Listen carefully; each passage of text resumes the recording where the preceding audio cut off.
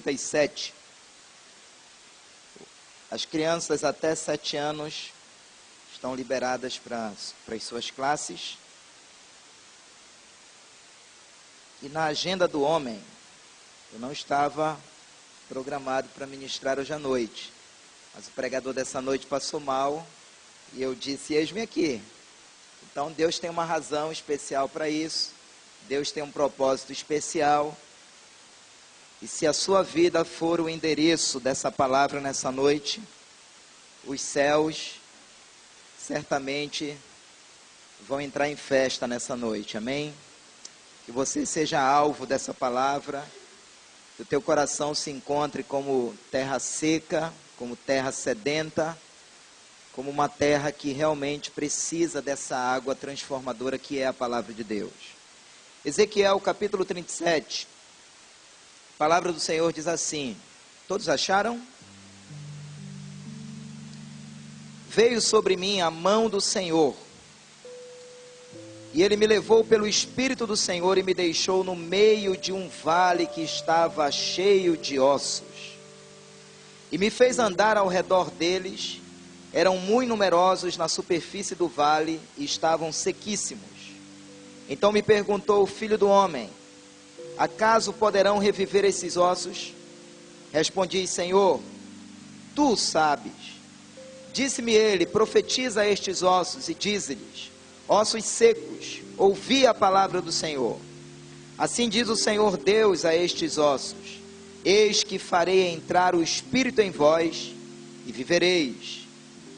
Porei tendões sobre vós e farei crescer carne sobre vós estenderei pele, porei em vós o Espírito e vivereis. E sabereis que eu sou o Senhor. Então profetizei segundo o que me for ordenado. Enquanto eu profetizava, houve um ruído, um barulho de ossos que batiam contra ossos e se ajuntavam cada osso ao seu osso. Olhei e eis que havia tendões sobre eles, e cresceram as carnes, e se estendeu a pele sobre eles, mas não havia neles o Espírito.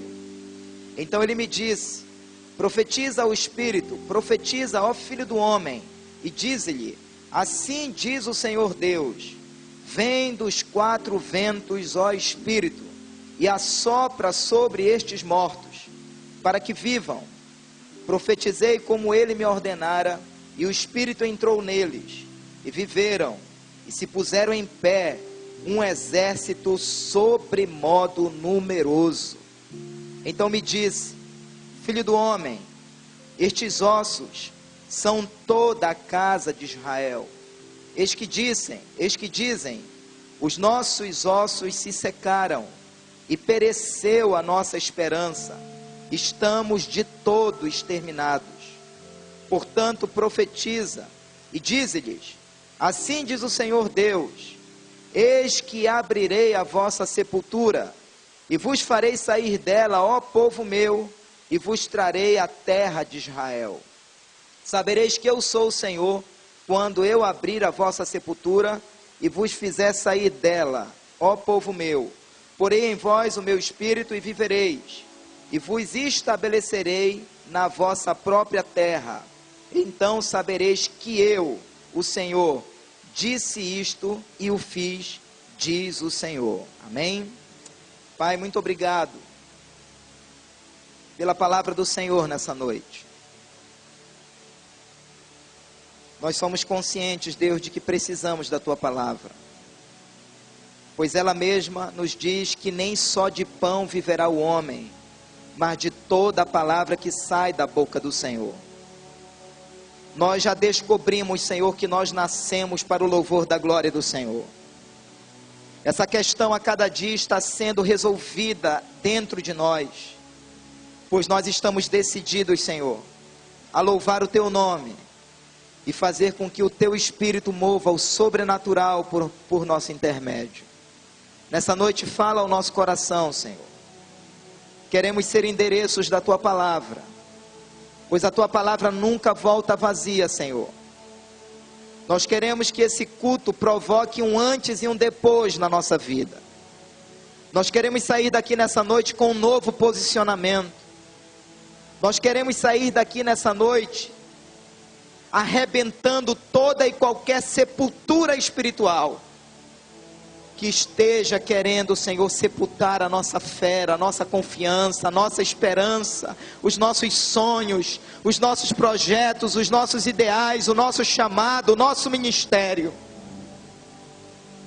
Vento que vem dos quatro cantos, sopra sobre nós nessa noite. Sopra sobre nós nessa noite. Pois dessa forma te daremos, Deus, toda a honra, toda a glória, todo louvor e toda adoração. Diga amém. Permaneça com a sua Bíblia, pode sentar, permaneça com a sua Bíblia aberta nesse capítulo.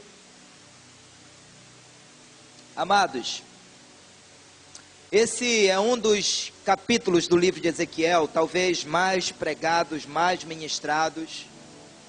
E quantas pregações sobre esse texto você não já deve ter ouvido. Mas é impressionante como a palavra de Deus ela se renova. É impressionante como a palavra de Deus sempre traz algo novo para a nossa vida. E eu começo dizendo, queridos, que nós como igreja, nós precisamos ter uma visão espiritual aberta. Diga comigo, visão espiritual aberta. E é sobre isso que nós vamos falar nessa noite. Sabe por quê, amados? Porque tudo na nossa vida gira em torno das coisas espirituais. É a vida espiritual, querido, que profetiza a nossa vida material. É a vida espiritual que profetiza tudo na nossa vida. Você quer ter uma vida familiar abençoada? Isso é espiritual, querido. Porque se o Senhor não edificar a casa, em vão trabalham aqueles que edificam. Nós queremos ter uma cidade abençoada, isso é espiritual. Questão de segurança pública é espiritual. Porque se o Senhor não guardar a cidade, em vão vigiam as sentinelas.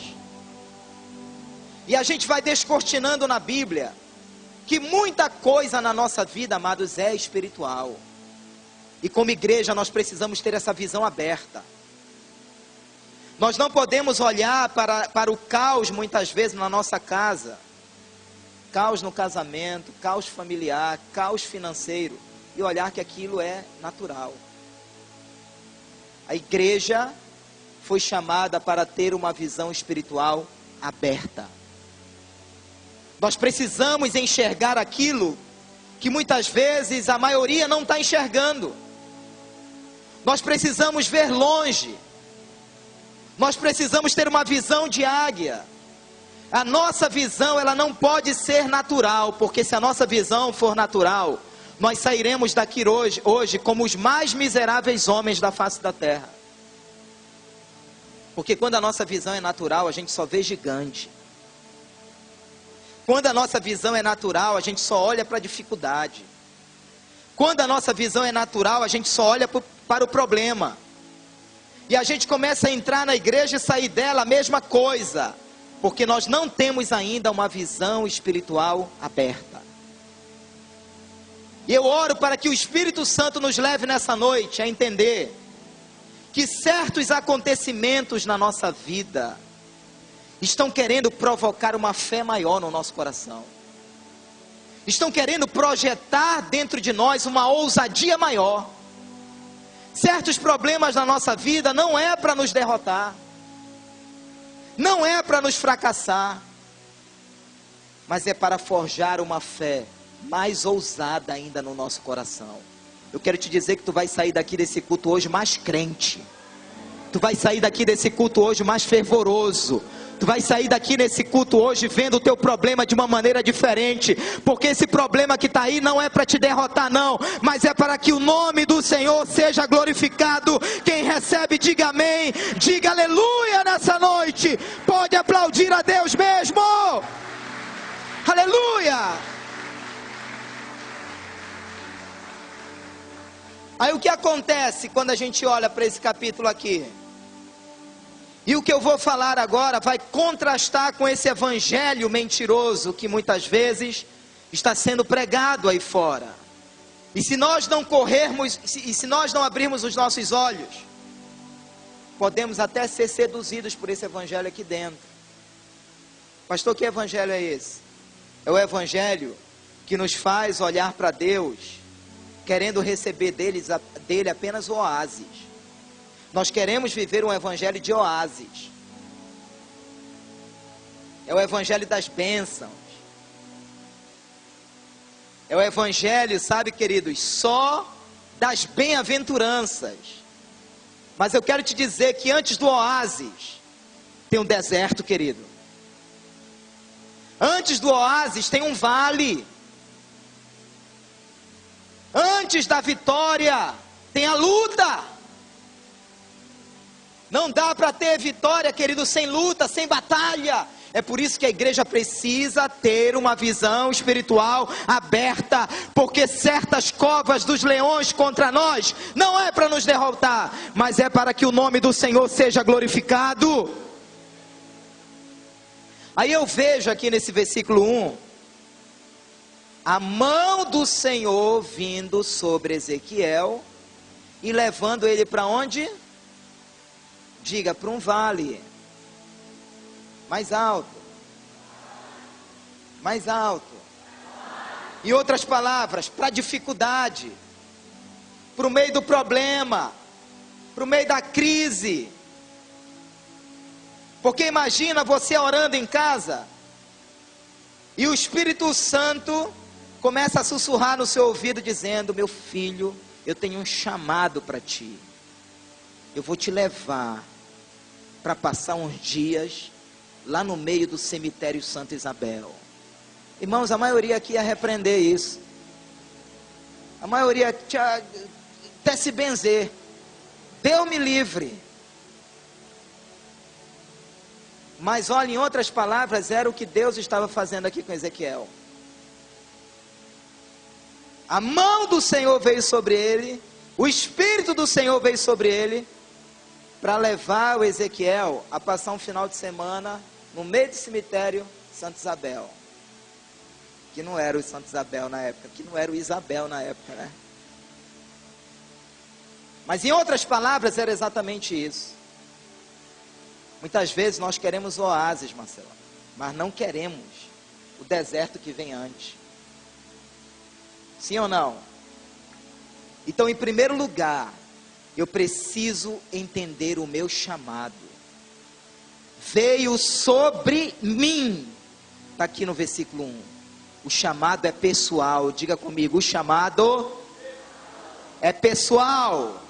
Pergunte para o seu irmão, para que Deus está te chamando, querido? Chamado é pessoal. E nesse chamado pessoal, Deus já nos deu armas de guerra. O louvor e a adoração é uma arma de guerra.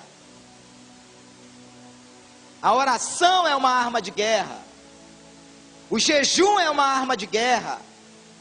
O evangelismo é uma arma de guerra. Então o chamado, ele é pessoal. Eu não posso querer que todo mundo viva o meu chamado. Eu não fui chamado para viver o teu chamado. É por isso, queridos, que eu acredito nessa diversidade de dons que há na igreja. Sabe, nunca deixe ninguém matar o teu chamado, amado. Nunca deixe ninguém calar a tua voz profética. Porque muitas vezes ninguém vai entender que Deus está te chamando para o meio de um vale de ossos secos. Essa é a loucura da pregação do Evangelho. É bem provável que muitos aqui não vão se encontrar pregando dentro dos ônibus. Mas é provável que alguns você vai ver pregando dentro dos ônibus. Você vai ver pregando nas esquinas, nas praças, nos asilos, nos abrigos. Levando o Evangelho àqueles que são abandonados pela sociedade. E quem vai fazendo toda essa obra é o próprio Espírito de Deus. É o próprio Espírito de Deus. E Deus, ele vai se movendo na medida que eu vou entendendo o meu chamado. Diga, o meu chamado é pessoal. Amém? Diga para o seu irmão, deixa Deus te usar, meu irmão.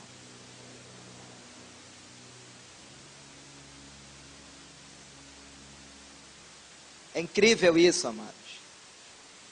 Porque, aparentemente, certas dificuldades, não é o diabo que está por trás delas, não. Certas dificuldades, certos vales que nós atravessamos, é o próprio Deus querendo trabalhar alguma área da nossa vida. Porque é muito fácil a gente orar, Senhor, me abençoa, Senhor, me dá essa vitória. Mas nós não queremos nos submeter ao processo daquela bênção, ao processo daquela vitória. A Bíblia diz, amados, que Jesus, lá em Mateus capítulo 4, sendo guiado pelo Espírito, foi levado a um deserto, para ser tentado pelo diabo. Quem levou Jesus para ser tentado pelo diabo? Espírito Santo.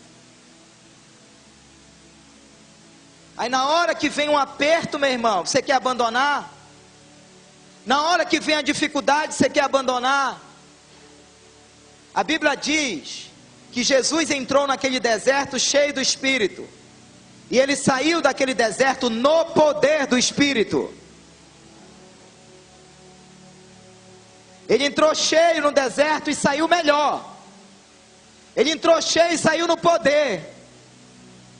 Tem crente que entra num deserto quebrado e sai do deserto estraçalhado. Ele sai pior do que quando ele entrou. A grande questão, amados, é se o Espírito Santo está guiando a nossa vida. Porque se o Espírito Santo de Deus, se a mão de Deus estiver sobre nós, pode vir vale, pode vir deserto, pode vir cova de leões, pode vir fornalha, você vai sair do outro lado cantando o hino da vitória. Dê um aplauso a esse Deus maravilhoso. Pode ser mais forte esse aplauso. Aleluia!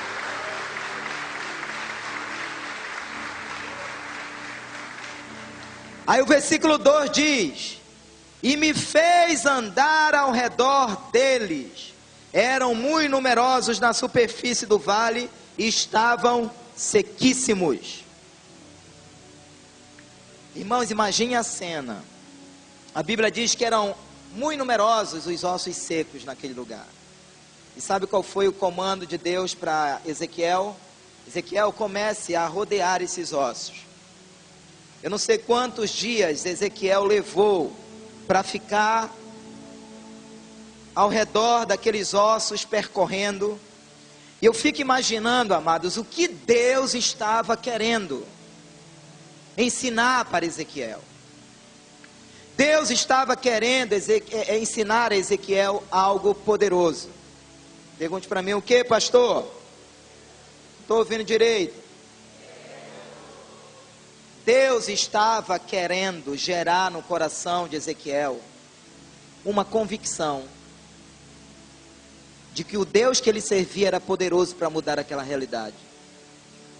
Porque às vezes, amados, de tanto a gente ficar olhando para o problema, a gente começa a desenvolver um sentimento de que não tem mais jeito, sim ou não? Então esse rodear os ossos secos era decisivo.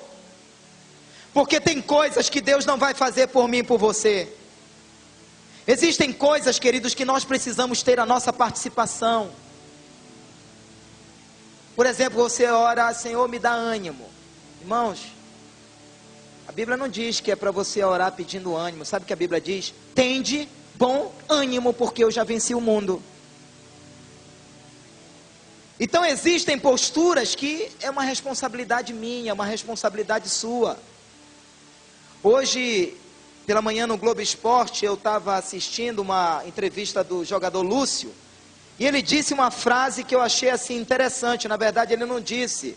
A reportagem lá na casa dele mostrou uma placa que ele tinha pendurada, dizendo assim, que o sucesso é alcançado por aqueles que nunca deixaram de tentar. Estava até para ser um versículo. O sucesso é alcançado por aqueles que nunca deixaram de tentar. Lembram do desenho daquela hiena? Oh vida, oh azar. Lembra da época do pastor de Lima, esse desenho, não era, pastor? Mas eu cheguei a assistir também. Mas tem gente que vai levando a vida assim, amados. Ele não consegue ver uma possibilidade de mudança. Ele não consegue ver uma luz no final do túnel. E aquele rodear significava exatamente isso. Deus estava querendo ver a convicção no coração de Ezequiel, de que ele servia a um Deus poderoso. Tanto é, que o versículo 3 diz assim: então me perguntou, filho do homem, acaso poderão reviver esses ossos? Então respondi, tu sabes, Senhor, há tudo na tua mão, Senhor.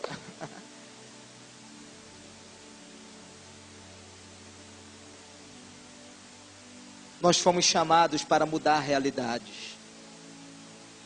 Eu vou repetir isso. Nós fomos chamados para mudar certas realidades. A igreja é uma agência de transformação nesse mundo. É por isso, querido, que o caos que está na sua casa, na sua vida financeira, espiritual, profissional, esse caos pode ser transformado, porque você serve um Deus todo-poderoso, que nunca conheceu a palavra impossível. E eu profetizo que a mão do Senhor virá sobre ti nesse tempo, e Ele é poderoso para mudar esse caos. Quem recebe, diga amém. Dê um glória a Deus dessa noite, dê um aplauso a Ele e libere um grito de vitória. Aleluia!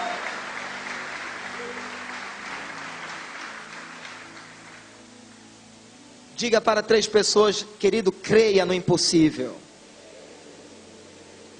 Creia no impossível.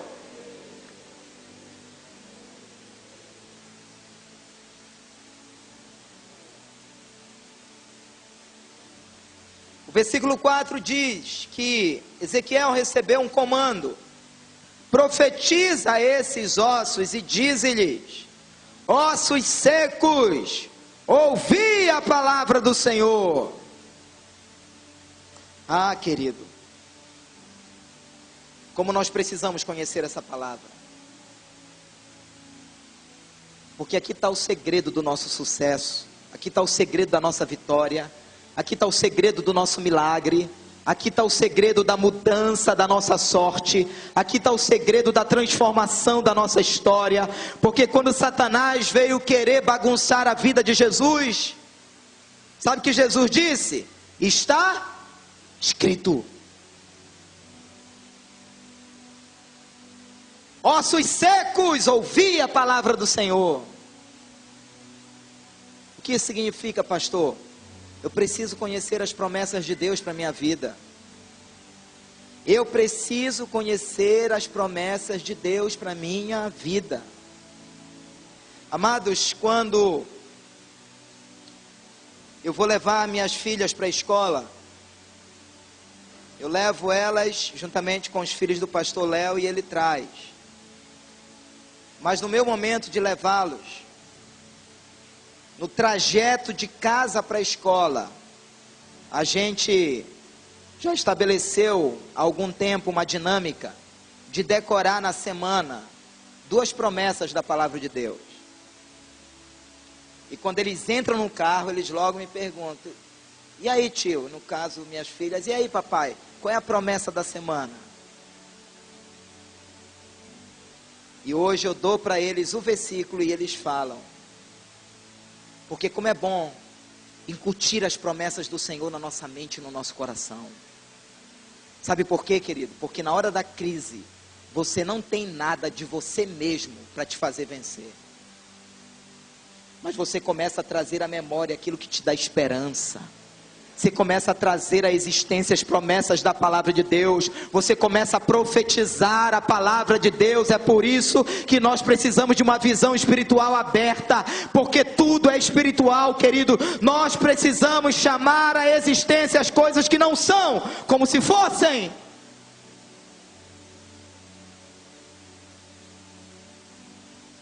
Porque do contrário, querido, a gente vai acabar vivendo uma filosofia de vida. Não, o cristianismo é uma filosofia de vida, e não é. É poder de Deus. E o poder de Deus faz o que muitas vezes a medicina não consegue fazer, o que os advogados muitas vezes não conseguem fazer, o que os psicólogos muitas vezes não conseguem fazer, o poder de Deus faz. E haverá momentos que nós vamos precisar recorrer ao poder de Deus. Porque o poder de Deus vai e desbarata toda a afronta do diabo contra a sua vida. Ossos secos, ouvi a palavra do Senhor. Esses ossos secos aqui simbolizam muitas vezes os nossos sonhos. Porque esses ossos secos aqui representavam toda a casa de Israel, está lá no final do capítulo. Quantos sonhos adormecidos, amados. Quantos sonhos engavetados. Quantos sonhos, quantos projetos foram embalados. E eles estão ali sem vida. Sem vida. Sem vida. Tem muitos sonhos aqui nessa noite.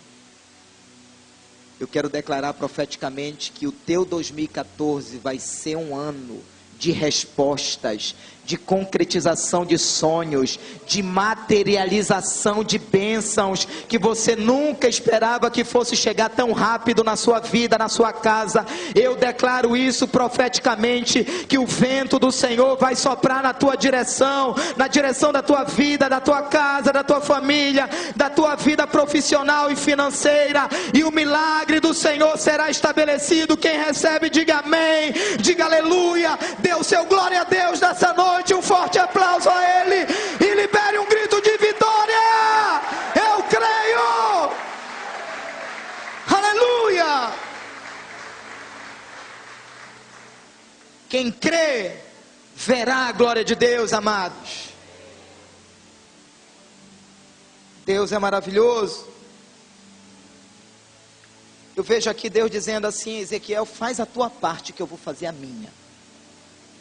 Tua parte é profetizar, a minha é mandar o Espírito. Pode fazer a tua parte, meu irmão. Pode estudar para esse concurso aí. Pode te arrumar e vai para aquela entrevista de emprego lá. Faz a tua parte, que Deus vai fazer a dele. Quando já ouvir aquele versículo, faz por ti que eu te ajudarei. Não é versículo. Mas como combina, né, Caio? Mas a Bíblia diz: esforça-te e eu serei contigo. Então eu não creio, amados, nessa crença, nessa fé. Deus me dá o emprego e você fica dormindo até meio-dia numa rede. Deus me dá, manda o teu anjo aqui na minha porta, Senhor. Eu particularmente até creio que Deus vai mandar o anjo, mas é para cortar o punho da rede. Você cair da rede e se espertar, meu irmão. Então nós precisamos, amados, ter essa leitura correta, de que a bênção ela vem, de que a bênção ela vai chegar. Mas nós precisamos entender o processo no qual nós estamos submetidos. E numa visão natural a gente não entende. Eu já vi crente dizendo assim: pastor, quanto mais eu oro, mais assombração aparece. Misericórdia, irmão. Mas que está macumbado um crente desse, para falar um negócio desse.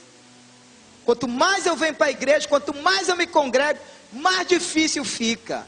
Porque não tem uma visão espiritual aberta. Ali só vê osso. Aí vai roer osso mesmo, irmão. Vai roer osso. porque não tem uma visão, uma leitura correta das coisas espirituais. Você tem que crer, amados. Você tem que crer. Irmãos, eu sempre criei que eu ia casar com uma mulher bonita e maravilhosa. Eis a bênção.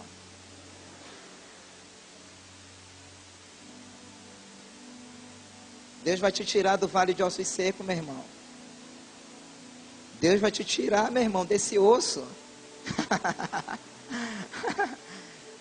Ontem eu perguntei aqui no meio da juventude, e eu pergunto nessa noite, quantos aqui querem casar antes do arrebatamento? Vai, meu irmão, numa dessa o anjo olha e te entrega a bênção. Te anima, meu irmão. Estou perguntando aqui profeticamente, quantos querem casar antes do arrebatamento? Gente fazendo assim. Quantos querem casar antes do arrebatamento? Ainda não gostei. Meu irmão, nem que seja na véspera. Que seja na véspera. Casei. No outro dia pega para capar, a igreja sobe. Meu irmão. Deus é bom, querido. Deus é Pai. Você não está sozinho nesse vale, não. Você não está sozinho nessa batalha, não. Há um Deus que está cuidando da tua vida sentimental. Há um Deus que está cuidando da tua vida financeira, do teu ministério, da tua vida espiritual, dos teus sonhos, do teu futuro. Sabe, o teu futuro já está desenhado por esse Deus. O teu destino já está desenhado por esse Deus. E é um futuro de bênção, é um futuro de paz. Sabe, é um futuro marcado pela fidelidade de Deus. Diga amém.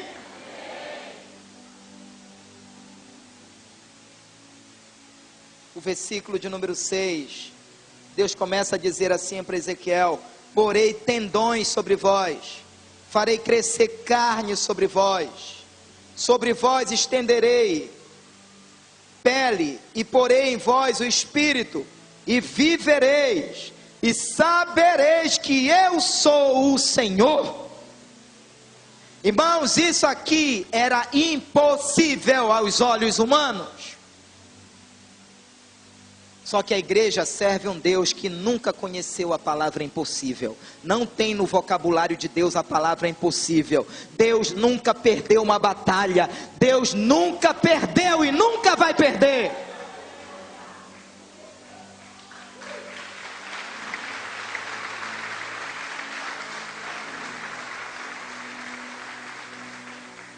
Aí sabe o que eu vejo aqui? Deus falando de tendões, falando de nervos, falando de carne. O último passo é o espírito. Aí o que eu vejo? Tendão, carne, nervo. Eu vejo Deus consertando. Porque o caminho de Deus, ele é perfeito. Deus não atropela o processo correto. Essa frase que tem aí fora que diz, não, Deus escreve certo em linhas tortas. É mentira. Deus escreve certo em linhas certas. O caminho de Deus, ele é perfeito. Então Deus, ele não passa por cima dos processos. Tendão, nervo, carne. E então, porei em vós o espírito e vivereis. Sabe? O coração de Ezequiel nessa altura já estava se enchendo de esperança. É o que nós precisamos, amados. É de esperança. De que nós vamos viver dias melhores. Pode estar o mundo desabando. Você pode estar no meio de uma tempestade, mas você está em paz. Me deitarei e dormirei, pois só Tu, Senhor, me faz deitar em segurança.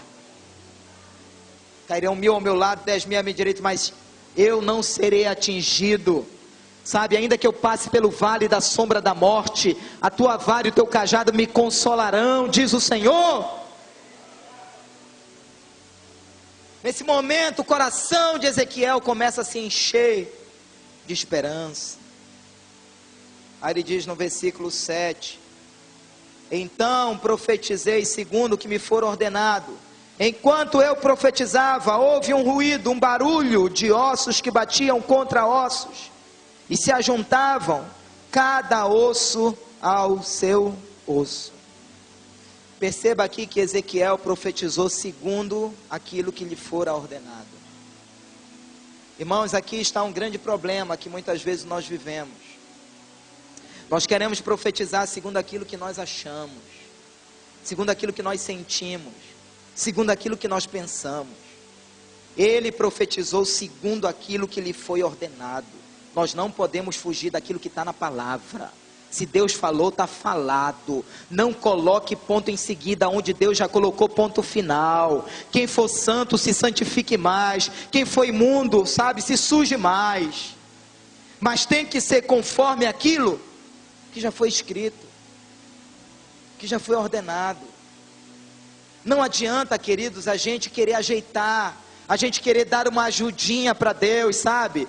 Deus tinha falado para Abraão: Abraão, na tua velhice eu te darei um filho.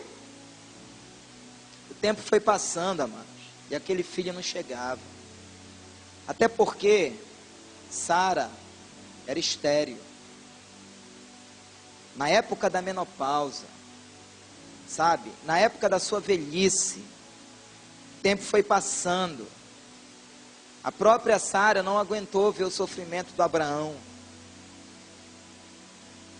Aquela ansiedade.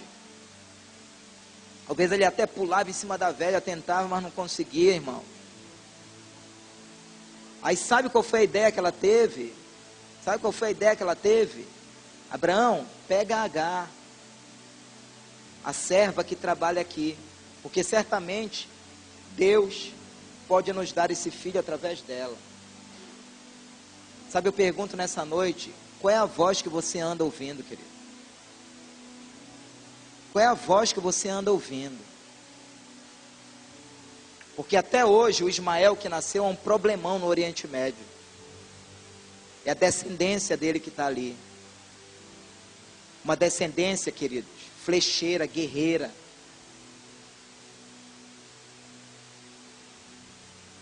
Então muitas vezes nós queremos dar uma focinha para Deus.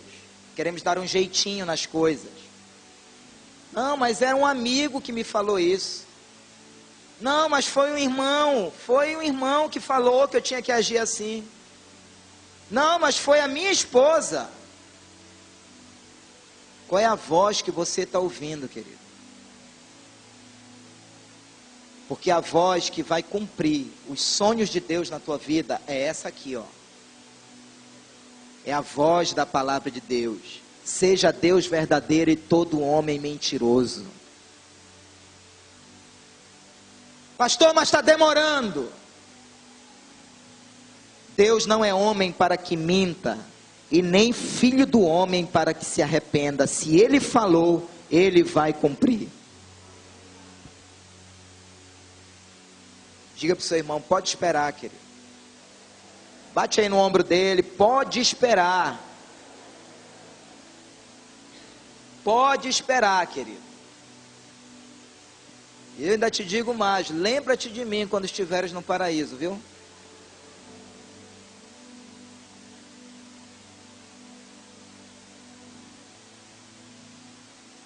Eu termino dizendo, está aqui no versículo de número 9. Versículo de número 9, número 10, diz assim: então me disse, profetiza ao Espírito, profetiza ao Filho do Homem. Diz-lhe, assim diz o Senhor Deus, vendo os 4 ventos ao Espírito e assopra sobre estes ossos, para que vivam. Profetizei como ele me ordenara, e o Espírito entrou neles, e viveram e se puseram em pé, um exército sobremodo numeroso. Diga comigo, e se puseram de pé. Que é isso, pastor? Diga comigo, posicionamento. Irmãos, tem muito crente caído na vida, andando de cabisbaixo, andando de cabeça baixa. Uma vez eu li um título de um livro que eu achei muito interessante. ande com Deus olhando para baixo. Eu achei até que era um livro assim de derrotados. Ande com Deus olhando para baixo. E aí esse autor se baseava exatamente naquele texto lá em Efésios, que mostra que nós estamos assentados com Cristo nas regiões celestes. Ou seja, na perspectiva que ele estava escrevendo, os problemas estavam debaixo dos seus pés. Ande olhando para baixo. Veja os problemas debaixo dos seus pés. Bate o pé aí, meu irmão. Diga comigo: todo problema que me afronta está debaixo dos meus pés. Diga amém. Dê um aplauso a esse Deus. Isso é posicionamento. Aleluia! Posicionamento, querido. Nós precisamos nos posicionar, nós precisamos nos colocar de pé, como esse exército aqui. Mas tem gente na vida cristã que está se arrastando. Entra ano e sai ano, e a vida continua a mesma coisa. O Espírito entrou neles, e eles se colocaram em pé. O versículo 11. Então me disse: filho do homem, estes ossos são toda a casa de Israel. Eis que dizem: os nossos olhos se secaram, e pereceu a nossa esperança. Estamos de todo exterminados. Irmãos, olha só essa declaração: a nossa esperança pereceu, estamos de todo exterminados. Isso aqui era uma completa sensação de derrota. Tem gente na vida que diz assim: pastor, eu já tentei isso, eu já tentei aquilo, eu já fui para ali, já procurei, sabe, já bati naquela porta, naquela. Agora, pastor, só me resta orar. Eu já ouvi gente dizendo assim: pastor, já fiz de tudo, agora só me resta orar. A oração virou resto, quando deveria ter sido a primeira coisa. Quando deveria ter sido a primeira coisa. Eu conheci um amigo que era impressionante. Não sei se ele ainda faz isso hoje, ele não mora aqui em Belém. Mas qualquer problema que se falava para ele, ele imediatamente pegava na mão da pessoa e se ajoelhava com ela. Qualquer problema, ele pegava na mão. Pode olhar aqui. Lindo isso. Lindo isso.